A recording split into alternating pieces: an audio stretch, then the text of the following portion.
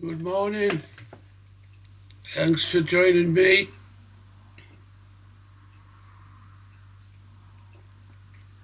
Today we're looking at transport in the 50s, 60s and 70s, specifically while living in Ormesby, Middlesbrough, in the northeast of England. Born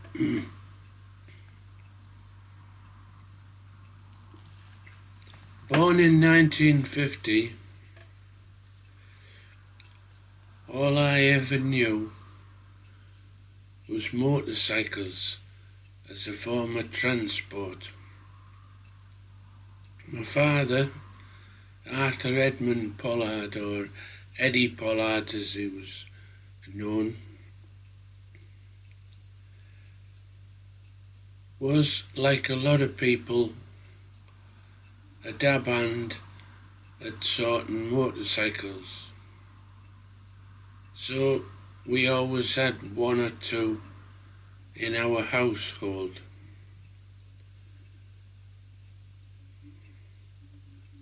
My mother, Dorothy Nee Jones,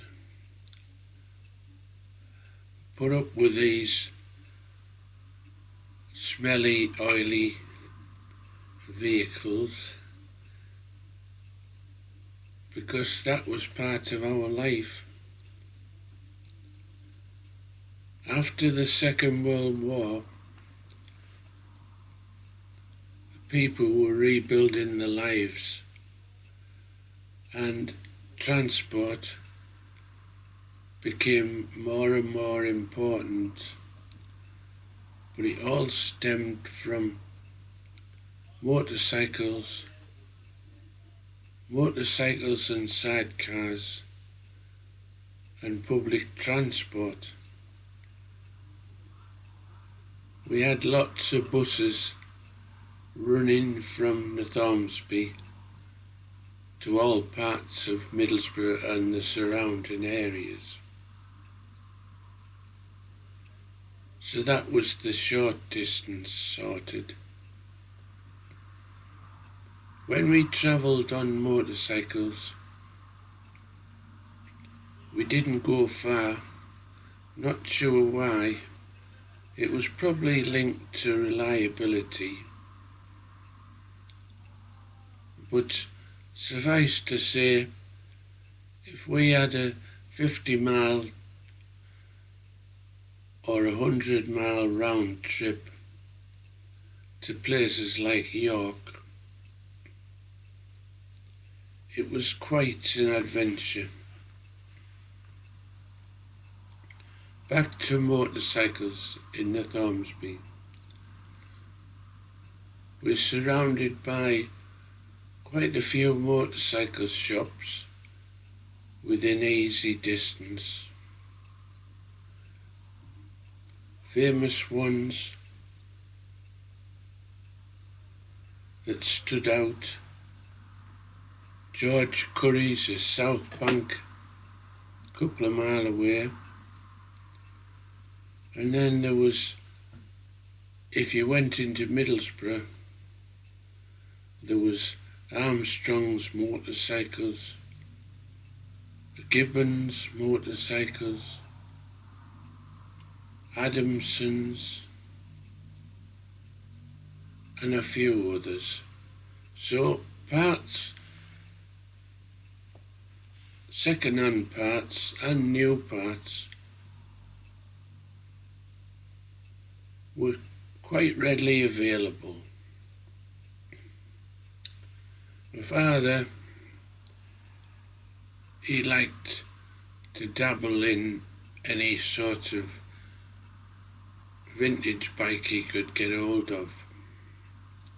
And I guess as he had more money, his investments in motorcycles became more interesting to him and to us. but he always had the family in mind, with transport being necessary to transport myself, my brother, my mother and himself around. And motorcycle and sidecars seemed to fit the bill. We had sports sidecars, of which I can remember Watsonian.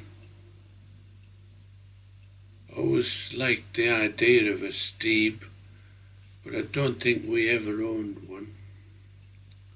So Watsonian was a sporty, open-top sidecar. And then we even had double adult sidecars, which was a massive teardrop-shaped box on the side of a bike. And I can still remember how to set up a motorcycle and sidecar to go on a normal road of the 50s, 60s and 70s. Roads have cambers towards the gutter, so if you were to ride with the sidecar wheel anywhere near this camber, you would have to lean the sidecar onto the bike to offset for this camber. Otherwise your motorcycle would be turning in to the camber and subsequently the gutter all the time. And then there was trail.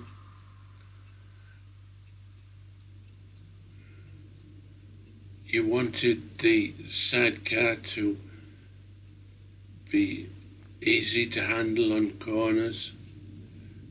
The general rule of riding a motorcycle and sidecar is to accelerate around a left-hander and to brake and stay around a right-hander.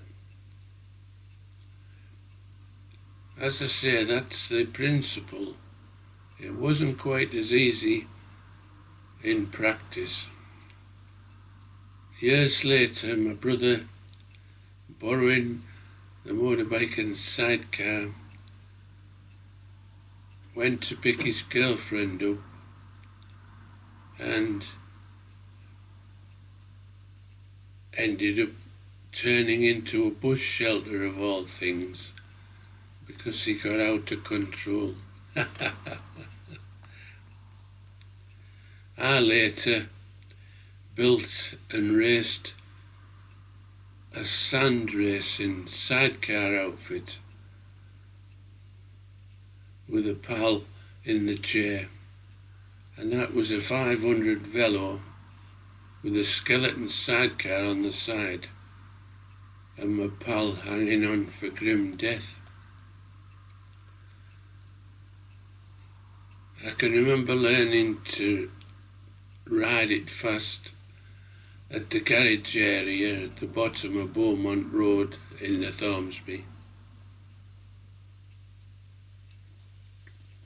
This motorcycle had that much power that it would really accelerate, and you had to steer into the acceleration to make sure you were going straight. During practice times in the garage area at the bottom of Beaumont Road, I can remember tearing around on the sidecar, my pal in the chair. I braked, my pal shot over the front of the sidecar outfit, and then I proceeded to run over him, leaving tyre marks on his back for a few years. So our foray into motorcycle racing was challenging, to say the least. That was a 500 KSS Velocet. Vintage type, but great fun, great sport. Now that's jumped ahead quite a lot, so let's get back to the backyard motorcycles of Bargate Street in North Ormesby. Living in 24 Bargate Street, it was the middle of the road terraced house with a back street. All maintenance was done in the backyard or the back street. We had every bike you could imagine, and at one time when my brother and I owned Velocets, as well as my father owning a Velocet outfit, we had 3 Velos. They had 350s. My dad had a MAC 350 Mac with a sidecar outfit. My brother had a 350 Viper, beautiful bike, and I had a 500 Venom. Yeah, I had the best of the 3, the fastest and the most beautiful bike I could ever imagine. It was bought in a bucket when my father went along to purchase a vintage motorcycle, Blackhall Rocks, up north. While we were purchasing this motorcycle, which was a 1937 Velocet KTS, while we were purchasing that, my dad saw this Velocet Venom and negotiated a very low price with the owner. So that's how I come to have and own a 500 Velo. My mother, Dorothy, the matriarch, quite a strong opinion on things and quite revolutionary ideas on motorcycles and innovations. She once came up with a solution when one of my very early motorcycles failed. My father had been following me down the trunk road to Whitby, the trunk road to Redcar,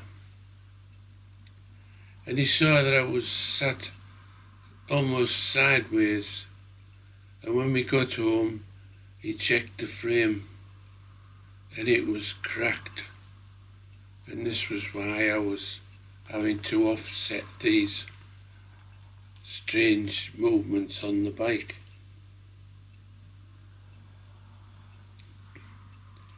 My mother, hearing us despair, came up with this idea: why not build a special? Put a Villiers engine in a Bantam frame. Of course, this was discounted out of hand, couldn't be done, blah blah blah. Long story short, it was done, and it became a very successful development machine in my formative years of motorcycling. So, thanks Mum, well done. An outsider looking in, coming up with an innovation.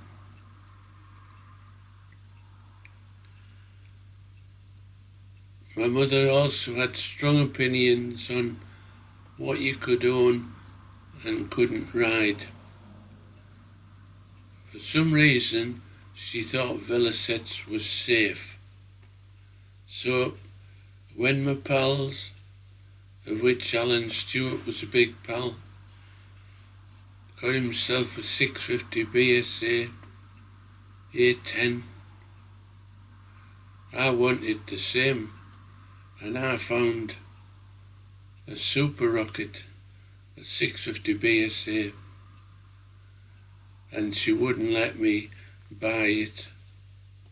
So that's how much say that matriarchs had, and that's how much respect we as youngsters gave our parents in the 50s, 60s, 70s onwards.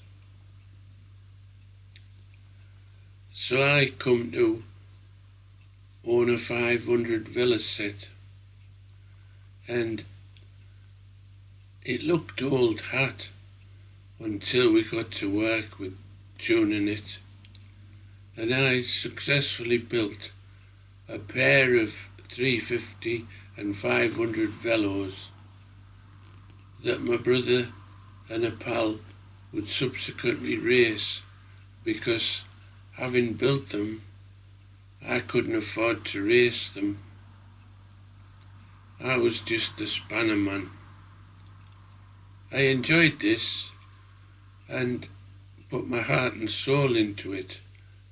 And we travelled all over the north of England racing motorcycles in the 70s. Eventually we did succumb to buying a van, a Bedford with a sliding door, much to the dismay of our neighbours across the street, who didn't like us owning the van. One lady actually prayed on the side of it one day and said we were keeping the daylight out. Oh dear. But I guess there was a lot of jealousy about our modes of transport. Jumping back to Bargate Street, 50s and 60s, we had lots of motorcycles through our household.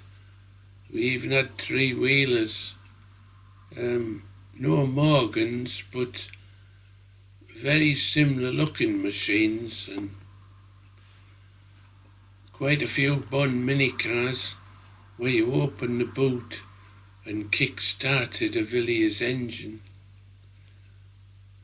That was a 197cc engine pulling an aluminium body with a couple of passengers. That was a Bond minicar. Getting back to my Venom,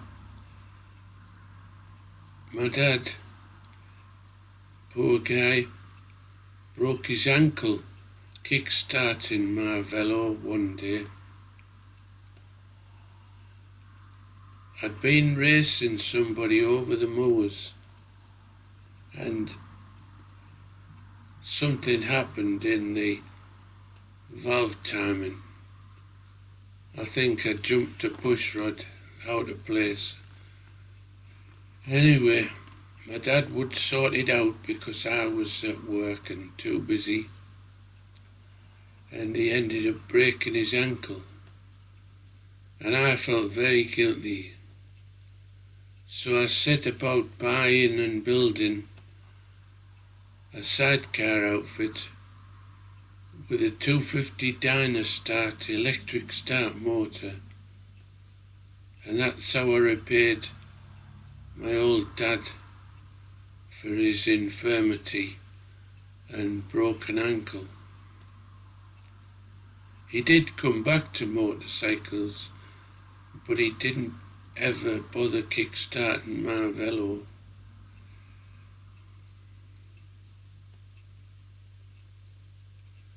I ended up selling my velo to a pal who could afford to race, and I still looked after it. So it had alloy tanks, hand-built seats,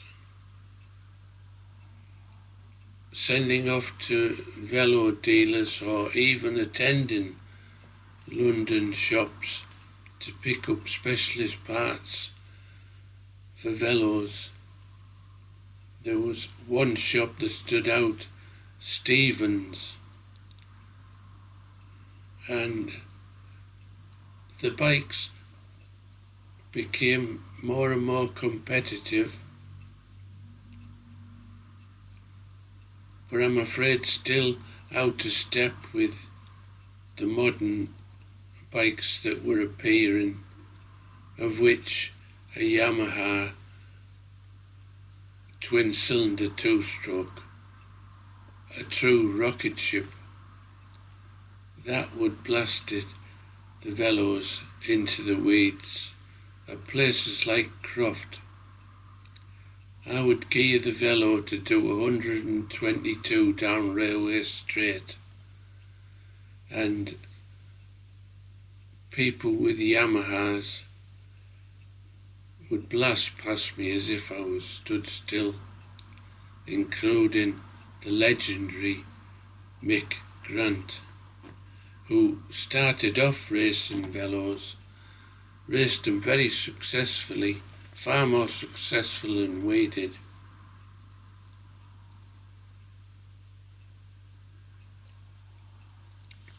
But we enjoyed our foray into racing, and we met lots of people. It was a great bonding exercise as a whole family as we travelled round the circuits. Silloth being a memorable weekend out, Croft, lots of circuits. I never got to ride at Scarborough or Cadwell, but we visited lots following Alan, that's Alan Stewart, during his foray into motorcycle racing. So the velos, of which I made a couple of exhausts at Smith Docks. There were a megaphone exhaust on a 4-stroke 350 and 500 single. What a sound! Absolutely unbelievable. 1 3/4 pipe went to 5 inches in 11 inches. So what a taper. Just think of that. 1 3/4 diameter and 5 inches exhaust, 11 inches long. Now, my dad would recount the tale of when he had a race bike on the road many years ago. He would stick his foot in the megaphone so he could take off from the lights, giving back pressure, because anything 4-stroke with a megaphone would need help taking off, but then would go like a scalded cat.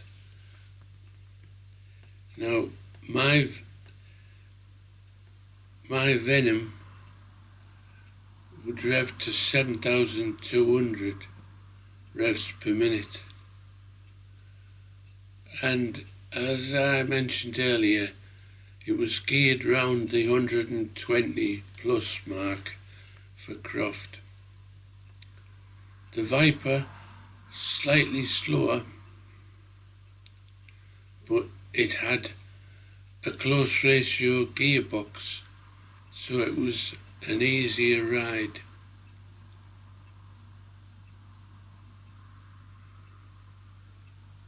Well, I did move on to many other motorcycles, and I could well form a list of probably 30 motorcycles, but I don't want to string this out too long. Suffice to say, I enjoyed the formative years in amongst the vintage motorcycles that we owned and rode and raced, including the Velocet marks. I'll leave you with one final note. My dad, while being a painter and decorator, was born and bred in Redcar on the coast, and he was asked to ride a motorcycle in sand races, and so that was his claim to fame. I would revisit sand racing years later, but I'd love to have seen my dad full belt on the sand on a vintage bike. Thanks for watching. Join me again soon.